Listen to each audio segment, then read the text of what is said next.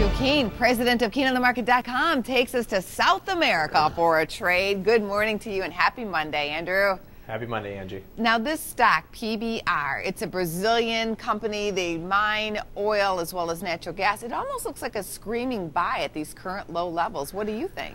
I don't know about screaming buy, but a lot of my trading is based on unusual option activity. I would look to see what the hedge funds, mutual funds, and retail traders are doing in big orders. On Thursday, I saw a huge call buyer for the March 28th, 18 calls. The stock was trading $16.90.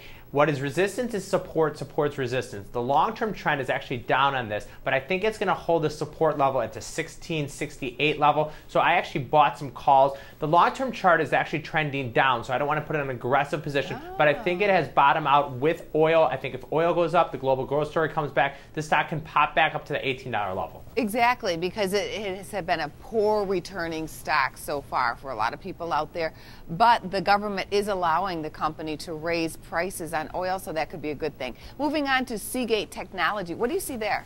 Yeah, and STX, STX has been a little bit underperforming the other hard drive spaces. We see WDC on fire, we see SanDisk on 52-week highs, so those have been performing very well.